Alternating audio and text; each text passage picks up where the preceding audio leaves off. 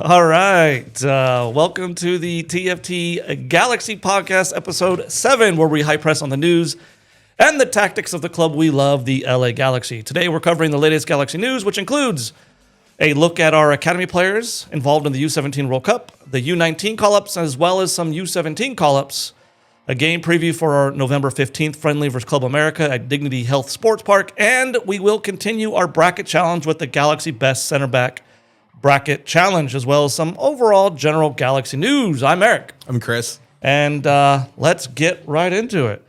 You were a little concerned about the opening there. Was it a different song? I thought that was the outro music. Oh, Whatever. It is what it is. Sounds good. Okay. So U17 played, I have our notes here. So U17 played a game, their second game of the World Cup, and they beat Tajikistan now 2-1. Second time you've gotten that correct. Yeah, I know. I'm on a roll. You are. I got that now. You are. Did you catch any of the game? I saw the highlights. Oh, you did? Mm-hmm. I saw the second half, most of the second half. Midfielder Mateo Sakaris went the full 90. He plays the sixth position. He's pretty good on that team. He stays right for that back four. Defender Enrique Martinez subbed on the 71st minute, which I thought was strange. If you didn't watch the game, maybe you didn't see it. He subbed in at center back. It's kind of weird to sub your center back, isn't it? That's usually a big no-no unless something happens. It didn't look like the other guy was hurt, but he subbed in at center back. He looks like a pretty big boy, actually. Pretty tall. So they both play. And the next game is Tuesday. They're now 2-0, right? Next game is against Czechia, Czech Republic. Tuesday, November 11th. That's tomorrow. We're recording this on Monday, November 10th at 6:45 a.m. on FS2. So go catch it. That should be a good game. I think we're through, right? We ought to be through, I assume. I mean, if we're 2-0, then... We're 2-0. Yeah. First and second must go. It would depend on what Czechia did in their two games. But soccer has played pretty well. And then the game was kind of dying when Martinez came in, but he did a good job too. And there you have it. Go watch our boys play. Yeah, watch them. And they're both, I mean, it looks like Socceris is a starter, so go watch that. All right, we have some U17 call-ups, which is weird because there's a U17 World Cup going on, Chris. Yeah. And in the midst of a U17 World Cup, we have some U17 call-ups. Why do we have U17 call-ups? Well, like we talked about a couple episodes ago, they are running the U17 World Cup 4 consecutive years in a row. So these are the next batch of we are trying to qualify for the U17 World Cup during the U17 World Cup, which is mind-boggling. But there you have it. And from our academy, we have Vinny Garcia, who got called up to this version of the U17 U.S. men's national team. It's so hard to keep track of. It's a little crazy. I imagine these are basically 16-year-olds now, right? Or 15-year-olds. I believe he's 15, Vinny Garcia. Something like I'd have that. to check. But I'm guessing these are all players that they're going to look at, and they're probably taking this World Cup, and they're saying, okay, who's still going to be eligible? How many do we have to replace? And let's call them up. Yeah, I imagine this is the group that will be there next year. Yeah. So it says they're continuing the preparation to qualify for the 2026 FIFA U17 World Cup in Qatar. The U17 men's national team will play 3 friendlies in Dubai. They will play England on November 13th, Australia on November 15th, and the Ivory Coast on November 18th. I think those are all closed-door friendlies, so you can't catch them. You wouldn't want to either. It's 5 a.m., 3:30 a.m., and 11 p.m. No, thank you. Past my bedtime. For friendlies of the U17. So they're all closed-door friendlies. But we do have an academy player, Vinny Garcia, going. So keep an eye on the results of that, and we'll see. So that's 3 academy players right there, all involved at the U17 level. So we could essentially see next year's rendition or next year's edition of the U17 World Cup 3 Galaxy Academy players. Maybe. I don't know if Socceris and Martinez will age out of that. I'm not sure. Possibly. And then finally, we have some U19 call-ups here. So Harbor Miller, Ruben Ramos Jr., and Dylan Vanney all called up to the U19 national team, where they are going to Wrexham, Wales. Have you heard that place? Yeah. Oh, I think they have some kind of show or something. There's a club there, isn't there? I think so. Okay. Some like superhero. It just owns seems. It seems like it's. I don't know. It seems like I've heard Wrexham before, but that's where they're going. They play Germany on November 12th, Wales on November 15th, and Japan on November 18th. So again, those are all pretty good games. They kick off at 8:30 a.m., 6:30 a.m., and 3 a.m. for that last game. Oof. And I'm not sure if they're on TV, so might be another batch of closed doors. But you know what? For how Harbor Miller played this year, it's good to see him getting international recognition. You know what's kind of sad though is so Galaxy. We'll get to it in a bit, but they play this week, and I'm guessing Harbor Miller, Ruben Ramos, and Dylan Vanny are not around. No, so you won't see them against Club America. It's kind of sad. Yes, but I would. As someone who is both a Galaxy and U.S. men's national team supporter, I would much rather see them. Yeah, sure. But is it not like I feel like it's almost like a tough spot for a player like Harbor Miller to be in. Because, all right, he's leaving for the U19 national team, which of course is probably everyone's dream to play for the full national team, and you got to work your way up to that. But he's on the cusp of being like a player for Galaxy, like a consistent player. And now he's going to be gone for this game where he'd have the opportunity to prove himself a bit, and he's not going to be around.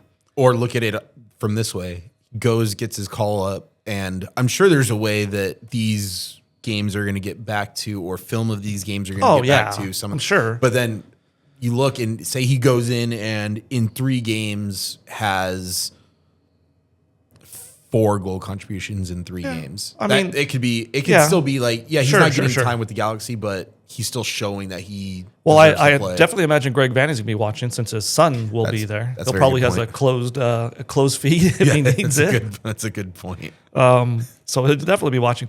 That will be strange. A couple things here. Let's talk about Ruben Ramos Jr. for a minute. We saw him a little bit with the Galaxy. Mm-hmm. Now he's at the U19. How do you rate Ruben Ramos Jr.? I'm seeing that he's been having a little bit of time with the senior team, and he's getting international call-ups. I could see this being up-and-comer with first team written all over him. He plays like a center mid. He's like an attacker, like a center mid, maybe a 10, maybe a 7-11 if he can transition out wide. He played preseason. He looked pretty good. I thought he looked pretty good in preseason. Didn't get too many games. He got a couple of games here or there, some late minutes. Yeah, a few cameos. I think it looks pretty good. So I'm kind of interested in seeing what he can do. What's real interesting is do we see Dylan Vanny next year? I mean, one family member leaves in Zavaleta and another comes in and Dylan Vanny to the LA Galaxy team. Well, because Dylan Vanny was, Academy Player of the Year? Academy Player of the Year. I think even beyond U19 national team, how does he not get a chance? Exactly. Well, forget about the U19 call-up. I think Academy Player of the Year, you would assume, even if he didn't have the Vanny last name, he would still be itching to get. That's got to be weird for Dylan Vanny to have your dad, the head coach of a professional team. I didn't want to coach my son in club. I definitely wouldn't want to. Like, no one. It's just locker room is just weird. No one can complain about the coach. You know what I will? His son's sitting right there. You know what I will say? Let's expand this beyond the Galaxy for a hot second to the U.S. national system. You've already had a father-son duo in Bob Bradley, father-son duo that I don't know if they actually were, if he was in the team when his dad was coaching in Greg and Sebastian Berhalter. The Reynas. Claudio was a coach. I don't know if I don't know. Well, he's back on the national team now, so it's fair game. Yes, but we don't talk about that. To be fair, though, I'm not familiar with the Reynas or what was the other one you just said? The Bradleys. Bradley's familiar with. What was on between there?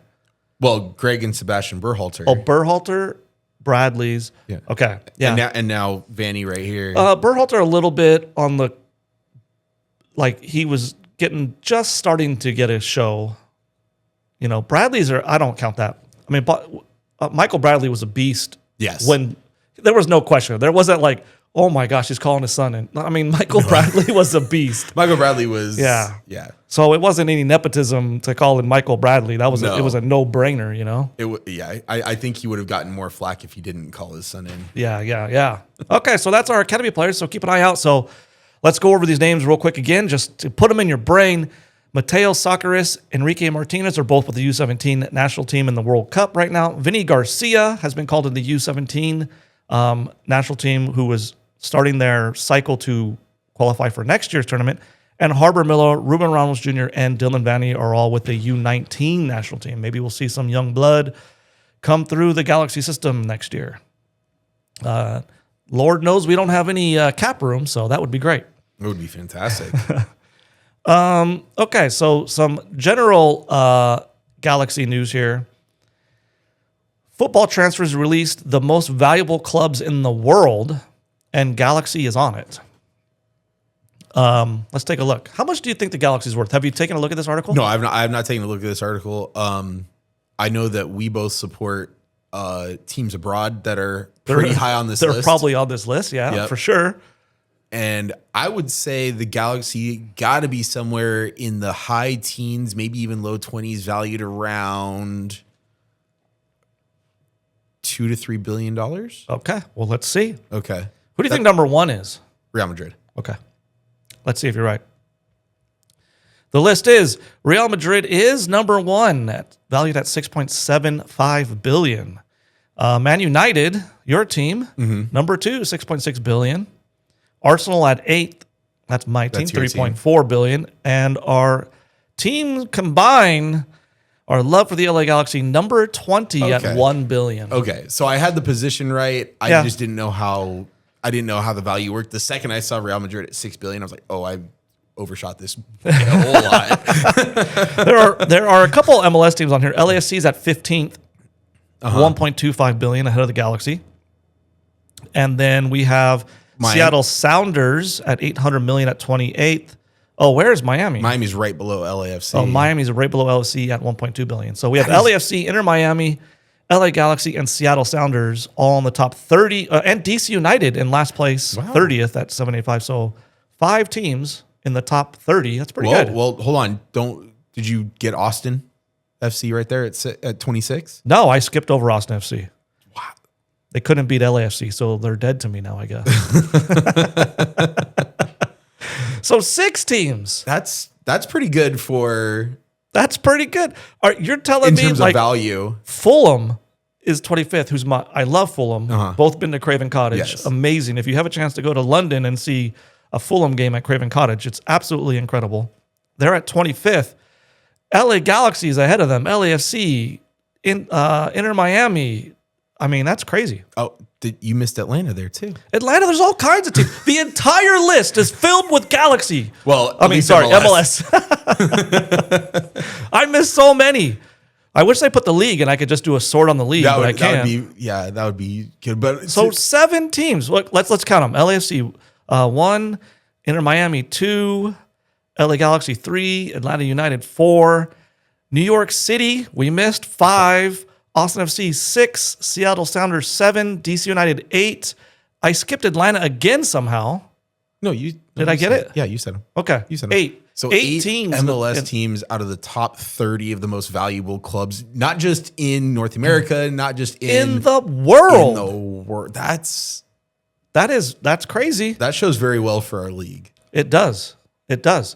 And maybe it's time for some MLS growth, Chris. Maybe we loosen the reins a bit if we're worth so much money. Well, yeah, with this list with 8 teams in the top 30 of the highest valued clubs in the world, you got to look and go, hey, maybe we find a way to. Not if you're Real Salt Lake, who spends very little, or Colorado. Well, then here's the thing. Because baseball is trying to do this too. We've been bringing in a few different sports here. Baseball is trying to do this too. You know, they're talking about how baseball needs a salary cap and all that stuff.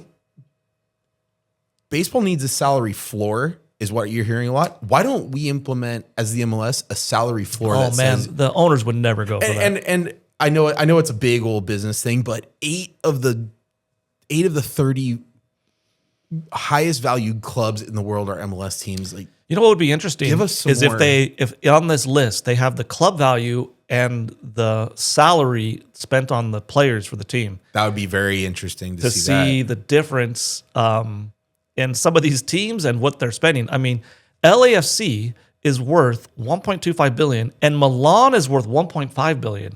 What do you think their roster looks like in the comparison of those two? But now here's the thing though. If Milan came and played LAFC, I think it would be a good game for a good amount of it, but I think Milan shows their class. Oh, of course. But- they're too deep Yeah, in every position. And there's the thing is if we loosen the reins a little bit, could some of these teams on this list go and Make a new rule to bring the bottom up, invest in lower players, fill out your subs and stuff. Let's just put rules on rules. you know what that's called? I'm speaking to the Galaxy, right? I'm speaking to MLS right now. They probably listen. They love that idea. A new roster rule? Let's go for it. That's what I said like 30 seconds earlier with a salary floor. No, I'm going with my idea, God. though. It sounds better. I said it with more enthusiasm, you know? This guy. Anyways, that's kind of interesting. Of course, and we've said this before, a lot of these other leagues are looking to MLS for the sustainable growth we're doing, which I think is good. Yes. So our clubs, no joking aside now, our clubs are worth a good amount of money and we're doing sustainable growth, which is good. I mean, you can't just loosen the reins completely. Some of these teams would just go bankrupt. Our league would go bankrupt. And I'm with it, but let's not have 25 restrictions. Yeah, we have a lot. We have a lot of rules. Yeah. We have too many rules. We know that. All right. In another article here, this is just good. Good to know if you're a Galaxy fan. We have Christian Ramirez inducted into La Quinta High School's Hall of Fame. There he is on your screen if you're watching. Pretty nice. It's always nice to go back to your high school. And Good for I him. love when players go back to their high schools and give back and are still part of that program. And he's a local boy.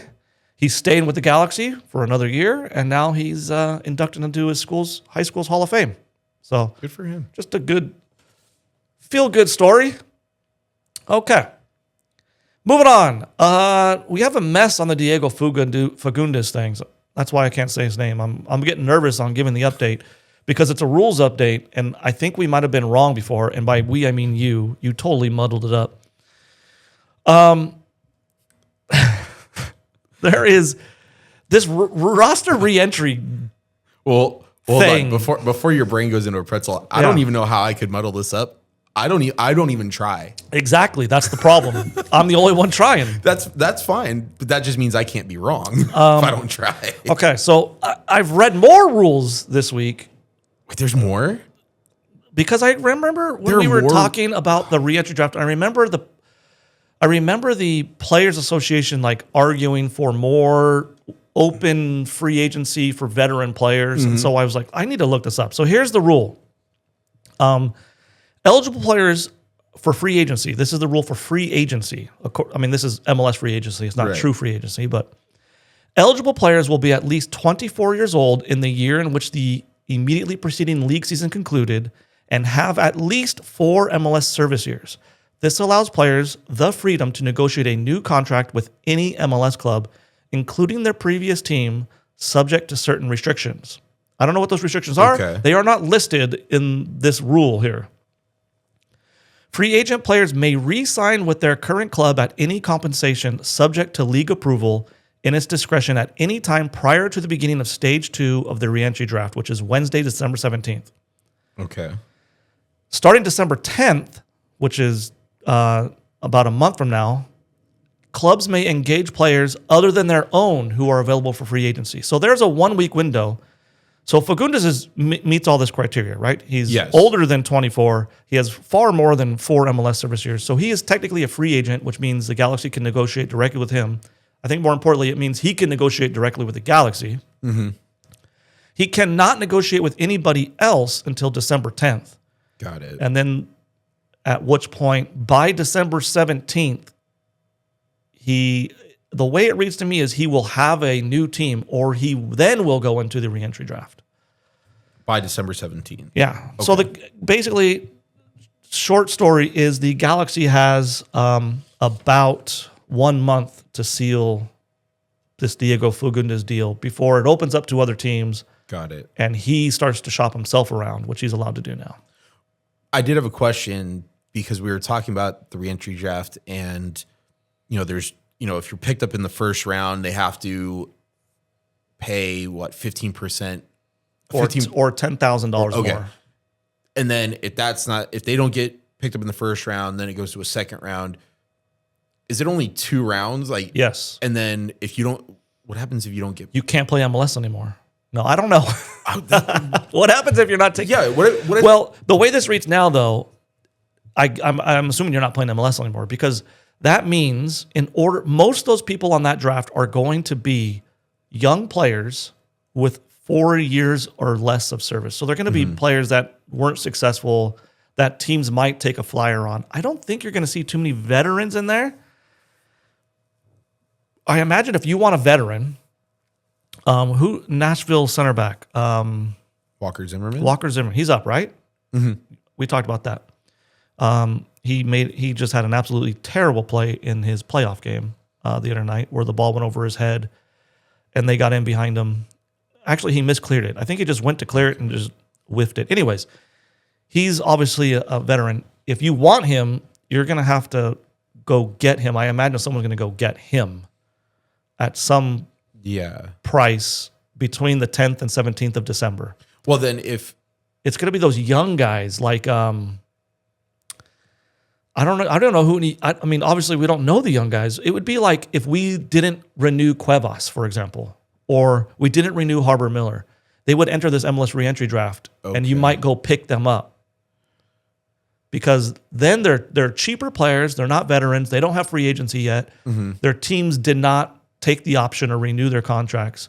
So saying it like that, if any teams did release a Cuevas or Harbor Miller, that would be the Galaxy's time to go get a younger player like that. Well, now I would imagine if you don't get picked up in this reentry draft, you just kind of go into oblivion, and whoever wants you can kind of sign you. And that, now you could also, I don't want to say play the system, but you could also take a chance and go, okay, we want so-and-so that is a veteran. And not take them because no one's going to take them. And say, okay, and that could happen. Nobody's going to take them, and then you can get them. That happens all the time, right? It happens almost every year with Kai Kamara.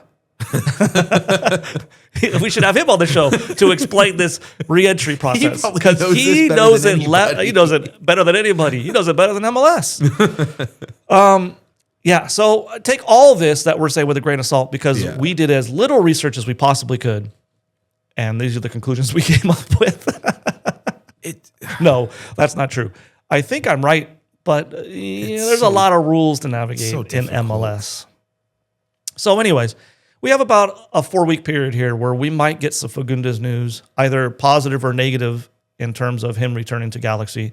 He's still under contract, I believe, until December. So we probably, that's an iffy thing. Do we see him?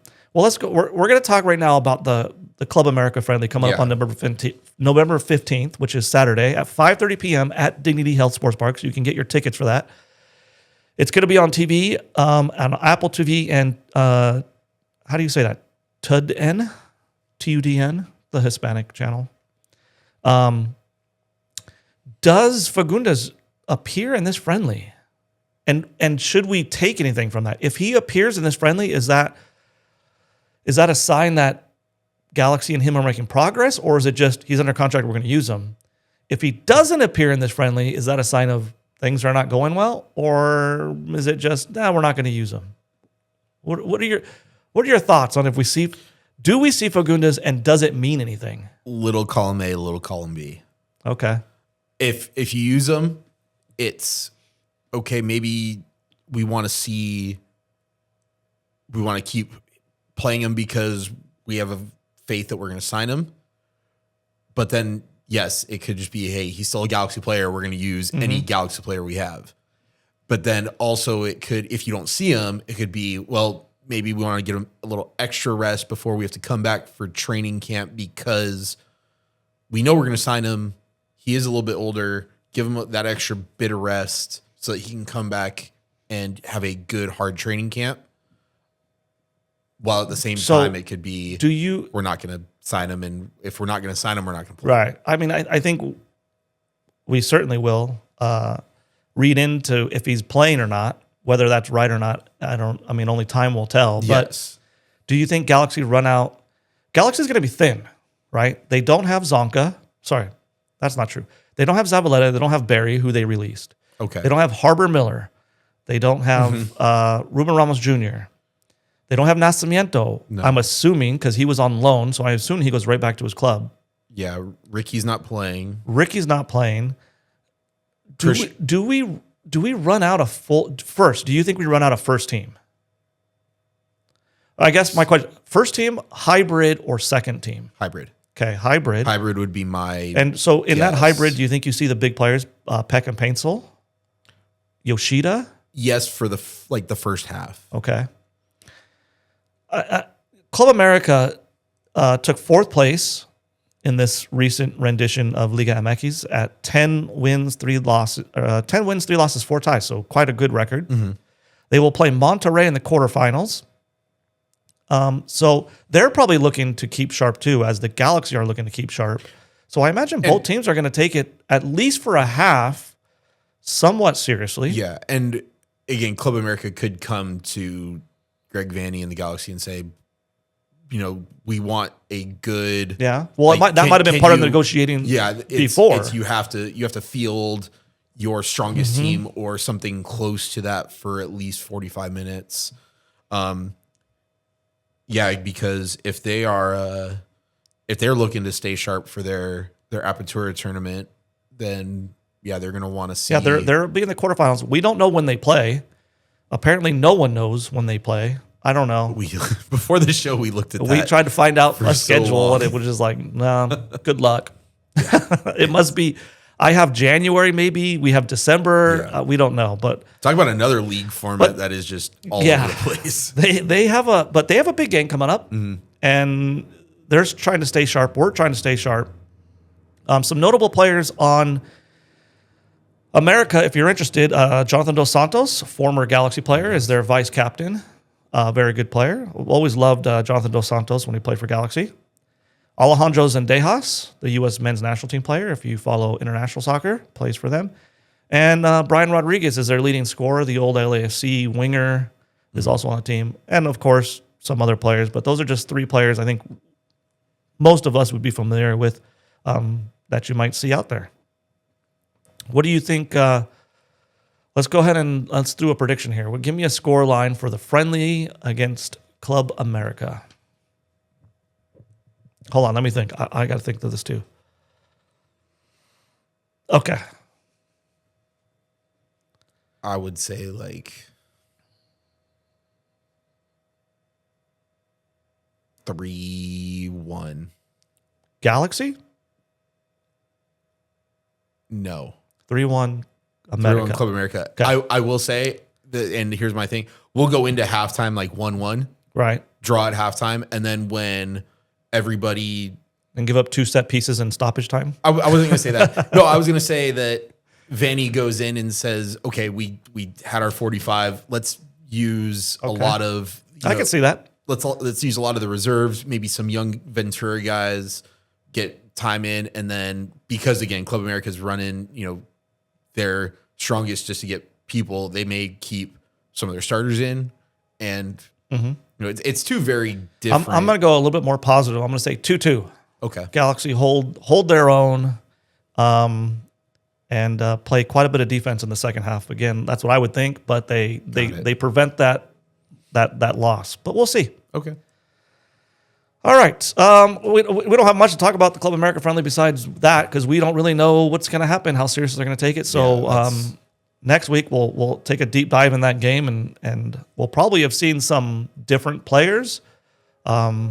And we'll go from there, and we'll have more to talk about. Because we don't have much to talk about, we're going back to our center back bracket challenge this week, which is great. If you watched last week or listened last week, we came up with our best goalkeepers, which were what? So our top 3 goalkeepers, in our opinion, for Galaxy history are number 3 was Josh Saunders, number 2 Jorge Campos, and our all-time goalkeeper is Kevin Hartman. Right, Kevin Hartman. So when we're all done with this, we should have like a starting 11 all-time, according to the TFT podcast. So we're going to take a look at center back today, and let's see who the best center backs are in Galaxy history. We have our first round of 16 here. And the first matchup in our round of 16 is Greg Vanney versus Tommy Meyer. Yes, Greg Vanney played for LA Galaxy as a left back and a left center back. And Tommy Meyer. Can you tell us anything about these players and their accolades before we vote? Well, number 1, Greg Vanney is an OG. Literally an OG because he was on the team that started it in 96. So that's a good one. 228 appearances for the Galaxy over the span of 6 years, 96 to 01.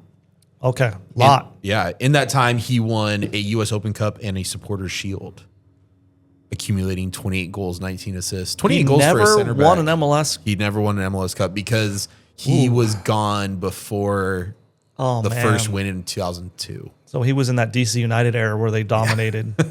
Him and Jorge Campos were on that team that just couldn't beat. And Robin Fraser, I imagine, right? Which is, is down there as well. Also, yeah. Greg Vanney, OG, and a cannon of a left foot as well. I mean, if you didn't see Greg Vanney play, big boot. He was pretty big. He was a big guy, man, and he could smash the ball with the left foot. I was too young to really. I love Greg Vanney as a player. I really did. At 96, I was 4 years old. Yeah. So yeah, I would. Well, I was not 4, and I watched Greg Vanney play in Pasadena. Yeah. And what about Tommy Meyer? Tommy Meyer, a little bit younger than Greg Vanney. A little bit. He made 57 appearances for the Galaxy between 2011 and 2016. Okay. He is a 2-time MLS Cup winner, being on both the 20. Was he a starter? Tommy Meyer, I believe, was a forward.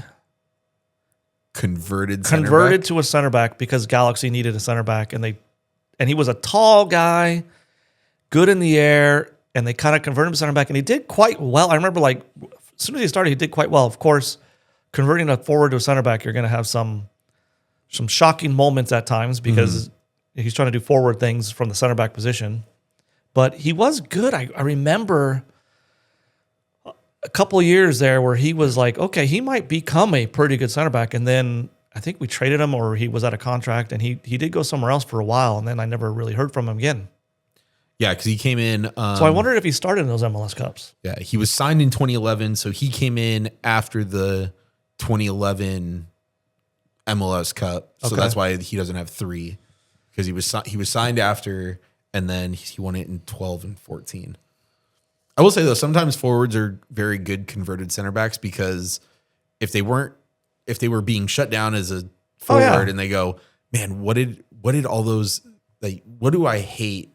Yeah, for sure. What, plus they have the skill to get out of situations and for sure. Yeah. Well, I mean, I had the privilege of seeing both these guys play. For me, this is an easy decision.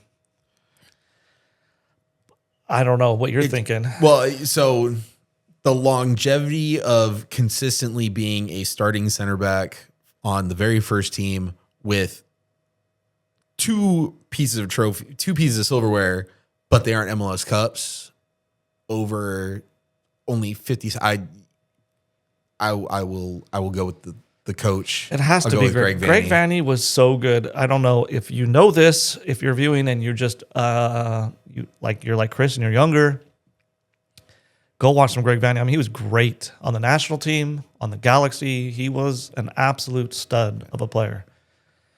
All right, next up, we have another coach, national team coach, Greg Berhalter, and he's now coaching in Chicago. And we have Carlos Garces, our current player. Berhalter versus Garces. This is kind of a tough one, actually. We are both, it's no surprise, we are both big fans of Mr. Garces. I love Garces. He saved us not only this year, but he was a very big piece in that cup winning He's the team reason. last year. He's the reason. One of the main reasons we were a cup winning team. When we got him, and mid-season he started doing what he was doing, it really changed our back line. Yeah. So between the two of them, I mean, it's very close because Greg Berhalter made 62 appearances in all competitions for the Galaxy between 2009 and 2011, with an MLS Cup and 2 supporter shields. Two supporter shields. Garces has only played for 2 years, so you can't. I mean, 48 appearances, and because of that, I would go with Berhalter because I think Berhalter was our captain as well, or vice captain at the very least. He's got 2 supporter shields and the longevity. I think maybe if we revisit this in 4 or 5 years and Garces stays and he continues to play well, maybe Garces takes this. But I just think I just can't go with Garces over Berhalter because of basically half a year last year. And he did well this year, but he made some mistakes this year too. Yeah. He's got a lot more, as we talked about on this podcast before, he's got a high ceiling, and I don't think he's reached it yet. But I would go with Berhalter over Garces. What are you thinking? Berhalter did benefit from playing in the time of Robbie Keane, Landon Donovan, David Beckham. Well, again, Berhalter was no slouch. No, I'm not. National team mainstay. I'm not saying that, but in terms of the supporter shield, number one, obviously you have to be scoring goals in those 3 in your attack, but you also have to be making sure that you don't give up goals, and that's where he came in. Yeah, I mean, Keane wasn't coming back to play defense. Beckham wasn't playing a whole lot. Beckham was pretty good playing defense. Donovan would come back, but not a great defender. So it's kind of like the Ricky Pooge, Peck, Paintsel type duo, where, okay, Paintsel comes back, but he's not great.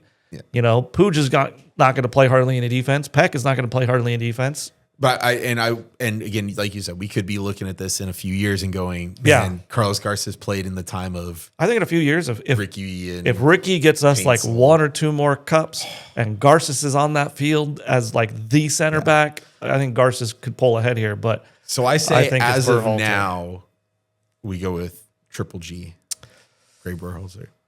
I will say, now we do have to say this before we go on. So because it is a 16-player bracket, there are certain players on here that may have been fan favorites, may have been big names, may have been flash in the pans. The one we talked about before this all started was Hung Mung Bo. Oh yeah. I love Hung Mung Bo. He's loved. The guys that I go to the games with, big Hung Mung Bo fans.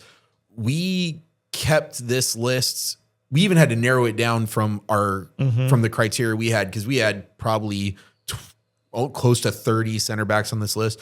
We took anybody off who did not win a trophy with the Galaxy, and sadly, Hung Mung Bo fell into that category. And despite how much of a fan favorite he was, he didn't 2 years, I think, right? Yeah, it wasn't like a huge length of service either. Yeah, so it's not like he was playing for 10 years and didn't win anything. He had a short stint, but he was a fan favorite in that short stint. He's not the only one. There were a lot of other ones, but we just brought him up because he is talked about a lot, as, would you call him like not like a cult hero, but like I would just say a fan favorite. Fan favorite, okay. Yeah, just a fan favorite. Okay. And there's also a couple players on here that may appear in other brackets. Yeah. Like Greg Vanny was a left back for many years for Galaxy, as AJ well as a left center back. AJ De La Garza, who we're going to talk about next, could. Yeah, AJ De La Garza played a whole year at center back at one point with Omar Gonzalez, but many of his years were spent at right back position. So they might appear again. So next up in our round of 16 is Alexi Lawless versus AJ De La Garza. Talk about fan favorites. AJ De La Garza is like the modern day fan favorite that everybody loves. He's just a great guy. Still Galaxy through and through. Even after he left, he was like commenting on Galaxy wins, and and on Twitter putting posts up, and like he's playing for another team, and he's still Galaxy. He just played for another team. He was always a Galaxy player. And we signed him to like a 1-day contract, I think. So he could retire. So he could retire as a Galaxy player. Yeah. A great guy. I got a great picture of him at the MLS Cup last year. Oh, yeah. I met him a couple times. I mean, by all accounts, just an amazing guy. Alexi Lawless, obviously a big-time national team player. Came to us from New England, I believe. Did a lot of years of service in New England, and then he came to the Galaxy. What did each of these win, or how many games did they play respectively? So Alexi Lawless, let's start with Alexi Lawless. 76 appearances. Okay, that's a lot. Yep. From 2001 to 2003. So 76 games in 2 years. Yeah, he played every game, basically. Yep. This is a decent size haul in 2 years. A supporter shield, an Open Cup, and was part of the first MLS Cup winning Galaxy team. That's a lot. Yes. And I believe that Open Cup victory, I was there. I think it was at Cal State Fullerton. He scored the header. Really? Scored a header off a quarter kick and then ran up the Vine incline. The big hill. Just ran like halfway up. It just kept going. And it was just like, yeah. He's always been a personality. I know he's kind of polarizing. People don't like him, and some people do like him. I tend to like him. Not all his takes, and he did serve as president of the LA Galaxy, which left a sour taste in some Galaxy fans because of the way it was being run. But all in all, I do like Alexi Lawless. What about AJ De La Garza? AJ De La Garza, 204 appearances. Wow. In his tenure. Wasn't going to show up a lot on the score sheet in terms of goals and assists. Small. And that was when we drafted him. We drafted him and Omar Gonzalez in the same year. And one of the worries were he was a center back in college. Like, man, we just took a very small center back. Like, is he going to pan out? Oh man, did he pan out? He was great. Well, drafting the both of them. Oh, what a steal, right? Together. Yeah. Do you remember in Kicking and Screaming when Will Ferrell said, "You guys could combine for one mega person"? Oh, yeah. You put AJ De La Garza on Omar Gonzalez's shoulders for a mega person. They were best friends. Oh, perfect. And then we got them both, and then they were just mainstays in our back line for the next 5-6 years. Well, and AJ De La Garza has the trophy haul for that. So what did he have? 2 supporter shields and 3 MLS Cups, 2011, 2012, 2014. Okay. I mean, I know who I want to say, but Alexi Lawless was a beast of a player. I think people forget that. He was part of that American resurgence. I mean, we were nothing in soccer until like his generation turned it around in that, 90, 94, 98 cycles with him, Caligiuri, Tab Ramos, Claudio Reyna. He was part of that resurgence. Not resurgence. I guess, yeah, we were pretty good, but part of that resurgence in U.S. soccer. But I really do love AJ De La Garza. It's a really tough one because I think if I wanted to win a game at the center back position, I think I would choose Alexi Lawless just because aerial threat, he scores goals, he's big, he's that traditional center back. Locker room and building a lasting team, man, AJ De La Garza would be amazing. I don't know. Where are you at?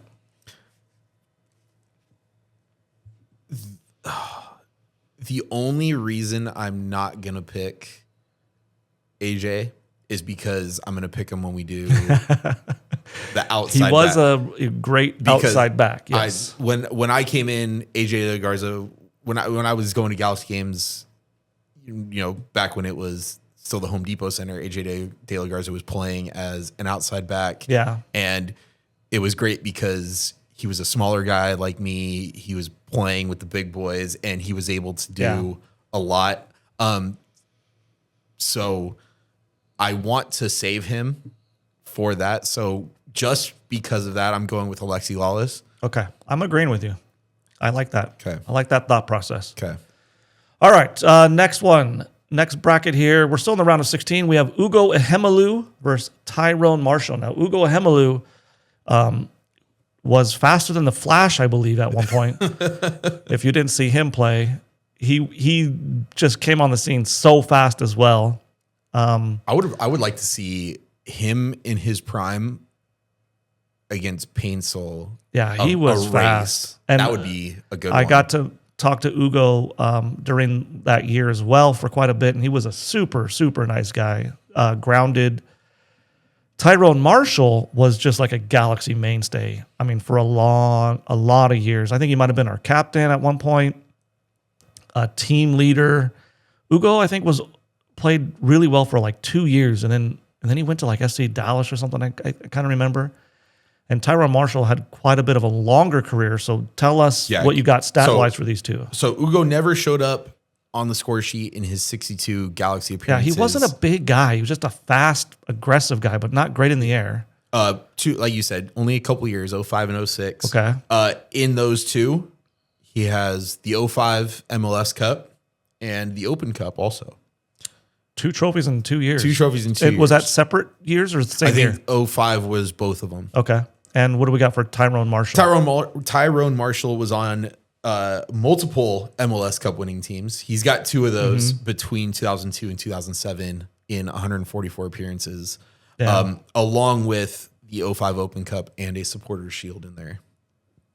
And I think that resume speaks for itself. I mean, you would take Tyrone. Tyrone Marshall was super good. Did you ever get to see Tyrone Marshall play? I'm sure I did. He was kind of that Greg Vanny era, maybe at the end, little later in that era. Well, Greg Vanny and Tyrone Marshall never overlapped. They didn't. No, they never. Perfect. I'm just checking to make sure you got your stats right there, buddy.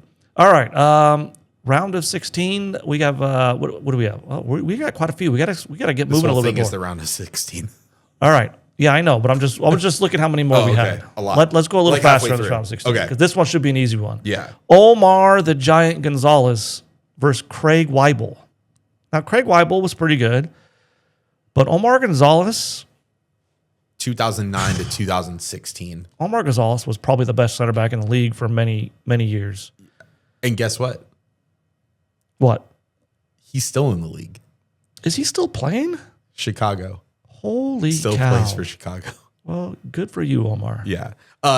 Omar Gonzalez for the Galaxy, 223 appearances, 17 goals, 13 assists, 83-time 17 goals. Yeah. 3-time MLS Cup champion. I'm just gonna click him. I'm sorry, Craig. I love you, Craig. Yeah. He's been around the team. Weibel was around the team even after he left as a coach for a while. Yes. Now Craig did win the 2002 MLS Cup. Yeah, so and that was great, Craig. But he's got Omar that. is just But Omar. in the terrible luck of the draw. Yeah. You got drawn against Omar Gonzalez. All right, we got Danny Califf versus Leonardo. Okay. Very, very different center backs. Leonardo, big, strong in the air. Danny Califf, a little bit of a speedster, aggressive in the tackle. Both were really good, but very, very different types of center backs. What do you got stat-wise? I remember Danny Califf more from the national team than I do with the Galaxy, but that's just because Danny Califf was good. That's just because of my age. Danny Califf's local here. He's around here too still. He's still coaching club around here somewhere. He's got 125 appearances for the Galaxy, 10 goal contributions, an MLS Cup, a Supporters Shield, and an Open Cup. Went through the whole spectrum with that one right there. And then Leonardo, 108 Galaxy appearances from 2010 to 2016. So he played alongside Omar Gonzalez for a lot of those. 2 goals, no assists, 3-time MLS Cup champion with 2-time Supporters Shield. Yeah. He was good. We brought him in. You know how we did that French thing a couple years ago where we got like 3 French players? Oh, like Alessandrini and Cabral. Yeah, we got all those guys. Yeah. He came in a 3 package as well from Brazil, and he's the only one that worked out. We had 3 Brazilian players all from the same team. I think we had like a deal with, I don't know what team it was down there that we kind of had a deal with. And they sent us 3 players, and he was one of them. The other 2, I don't remember their names. They didn't work out. But Leonardo worked out, obviously. Great, great center back. Danny Califf was so good too, though, man. These are tough for round of 16, man. These are really tough. For the pure and simple fact that Leonardo has 3 MLS Cup rings, I gotta give it to him on that. Principle, like 3-1. All right. I agree. Now going back to what you said about the Brazilians not working out, there's a guy that we're going to talk about when we get to the midfield level that I think we're gonna talk about a lot. who's also All right. Brazilian. Next matchup, we have Dan Kalichman, who's currently the assistant coach. He's an assistant coach, right, under Brady? Somewhere, yeah. I think so. Against our current center back captain, Maya Yoshida. What do you got? Everyone should be familiar with Yoshida's accolades. What are Kalichman's accolades? 77 appearances from 96 to 98. He does have an assist and one piece of silverware in a supporter shield. Okay. And then Maya Yoshida, obviously our current captain, MLS Cup 2024, and my choice to move on to the round of 8. Yeah, I think that's easy. Okay. Here's another easy one. Brian Gall and Robin Fraser. Robin Fraser is an OG as well, right? I think he was our starting center back. Robin Fraser came in 96 as well. Right. And he was the U.S. men's national team center back as well at that time, along with, it was always, back in this day, I remember it was Robin Fraser for LA Galaxy and Eddie Pope for DC United. They were in every final, battling it out. They're both U.S. men's national team center backs. What do we got for Brian Gall? Didn't make very many appearances in 2 years with the Galaxy, or 3 years with the Galaxy, 11, 12, and 13, but does have a championship, the 2012 MLS Cup. Well, that's great, Brian Gall, but you, my friend, are not Robin Fraser. No, 153 appearances, 3 goals, a supporter shield. Yeah, but Robin Fraser was so good. Yeah. Okay. Purely longevity. All right. Now that we have all the stats out of the way, that one took a little bit longer, but now we can we know a little bit more now. We know a little bit more. Here we go. Quarterfinals. There are 8 left. We have Greg Vanny versus Greg Berhalter. The battle of the Gregs. Triple G, though, has got that extra G. Yeah, he had to put that extra G just so he couldn't be the same as Greg Vanny. This one's tough. I think I'm going to side with Greg Berhalter for kind of the same reason we sided against AJ De La Garza. I remember Greg Vanny's time mostly being at left back. After looking it up a little bit, we saw that he did play many games at left center back. But in my time, when I remember going to those Pasadena games, I remember Greg Vanny as a left back. Greg Berhalter was never an outside back. He was always a center back. They're very similar in terms of quality. They both were U.S. men's national team players. They're both from that same kind of era. They're both great coaches now. I would go with Greg Berhalter. It doesn't matter if we're going left back, center back. It doesn't matter. Not only does Greg Berhalter have that extra G to carry him through, he also has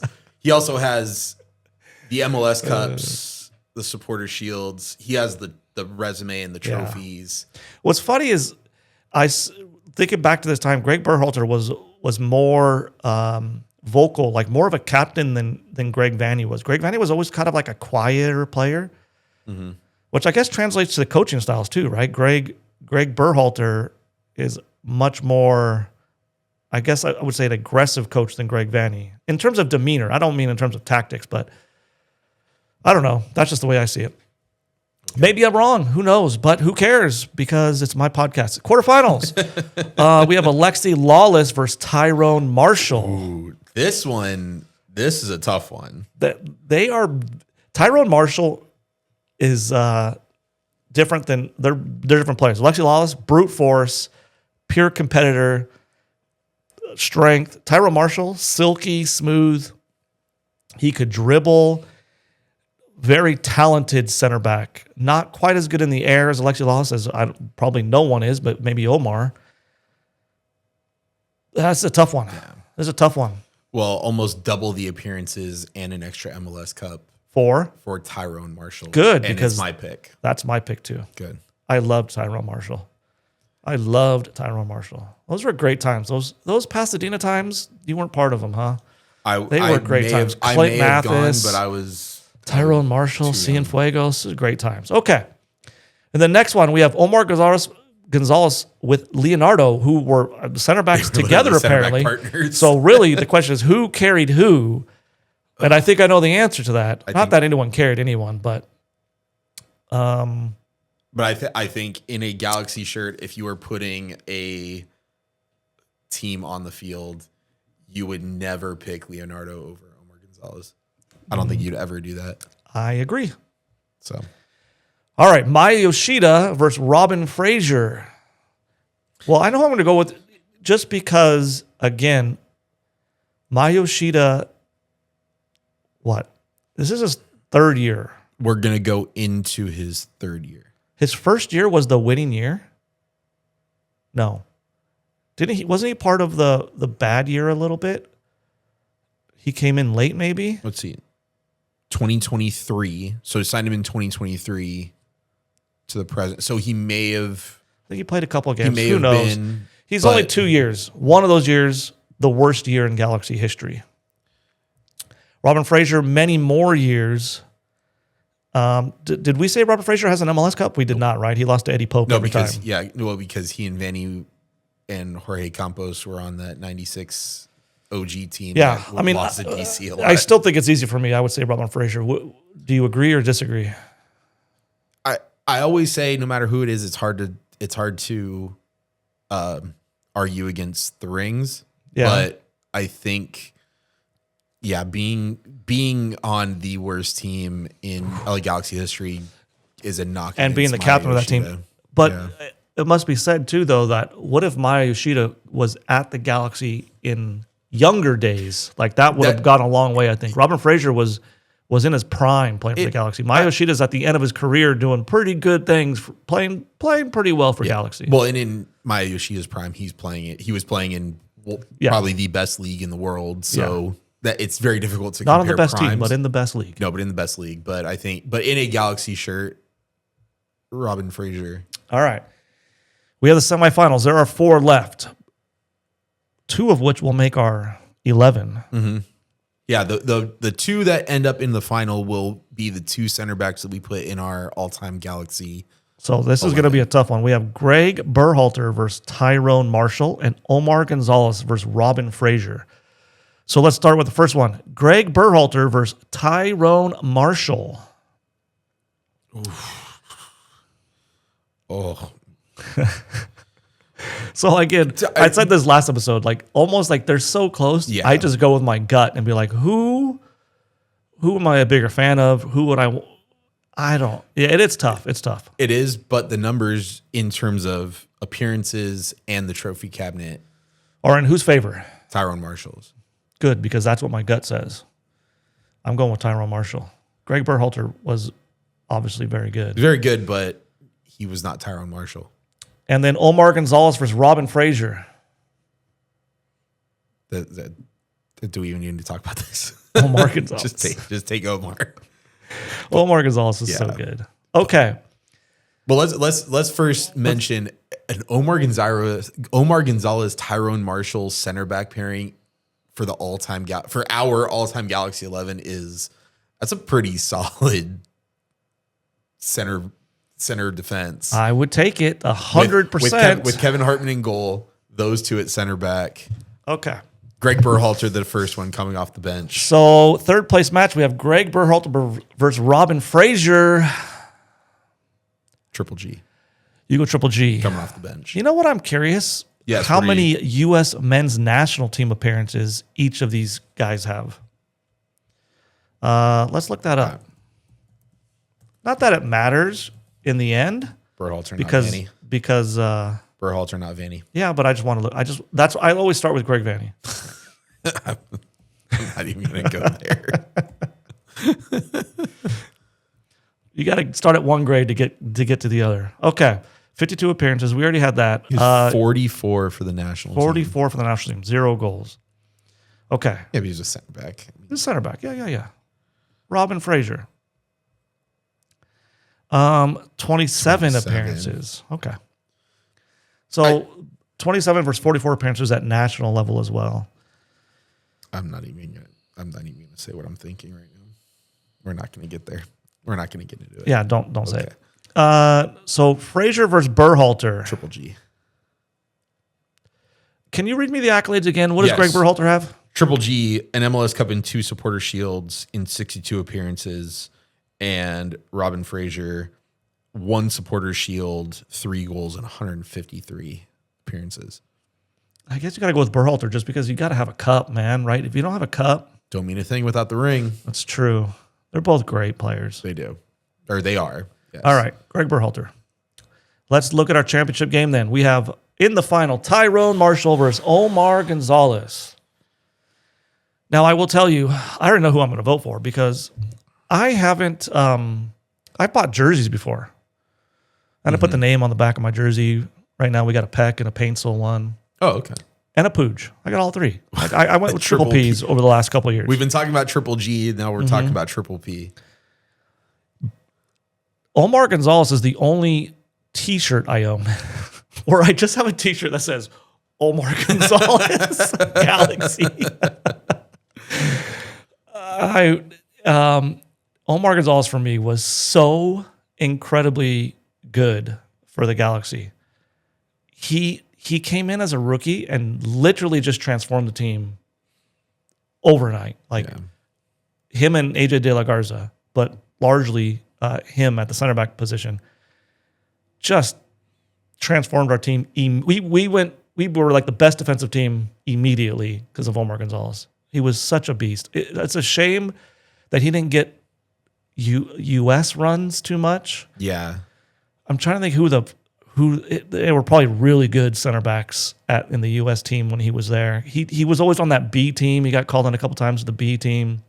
I also think he got a little bit discriminated against because he was an MLS lifer. Yeah. He wasn't. He went to Pachuca after Galaxy, played in the Liga MX, but he was always one of those players too that's like he could play for the Mexican national team, he could play for the U.S. national team. Which ones is he going to play for? He never really made it on either, which is stunning to me because he was just a standout. Tyrone Marshall, Jamaican national team player, probably their captain, I assume, back in the day. I would guess, yeah.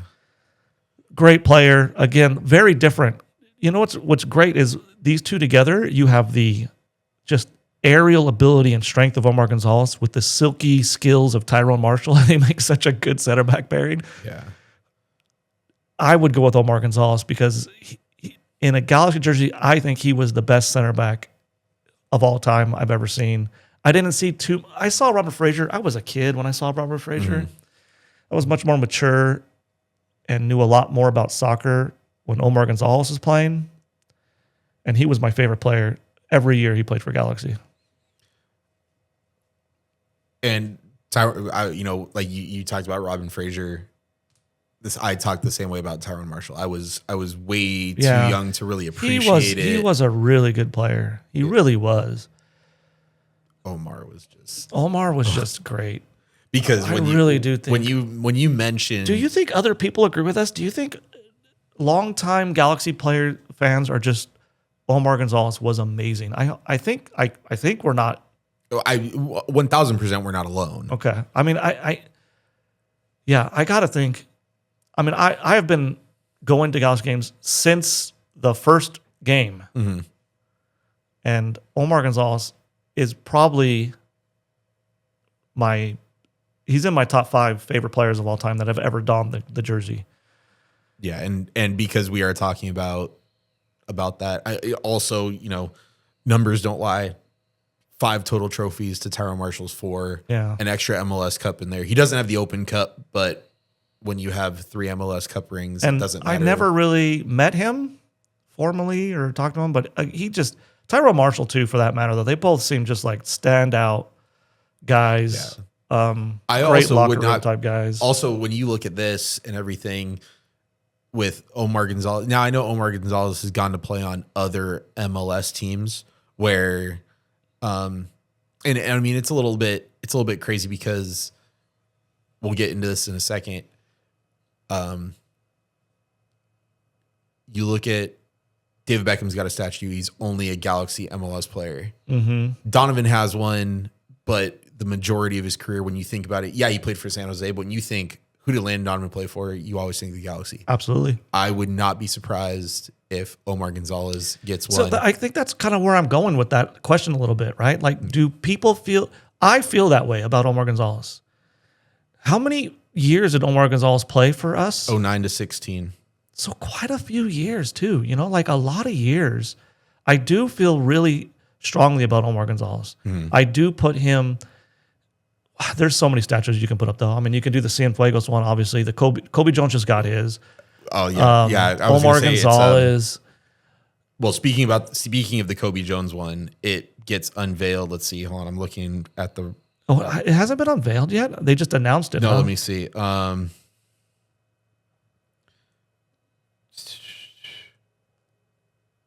In 2026. It says. So it's just next year. I think that was the right call for the next statue, though. I'm glad they went with Kobe.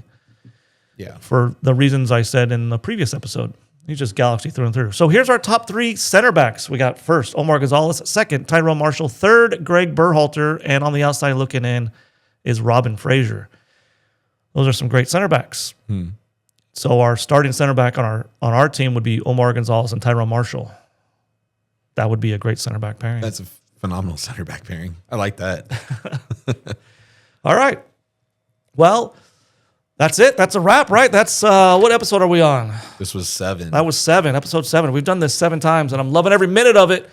I don't care if you're listening or not. If you made it this far, thank you so much. If you're subscribed and all that, we really appreciate it. Any last words for anyone out there in the galaxy? Out in the galaxy, go support the boys on the 15th, and we will talk to you guys sometime next week. All right. I'm Eric, we're Chris, and he's Chris, and we're just 2 guys in the galaxy doing a little podcast called TFT. We'll see you guys next week.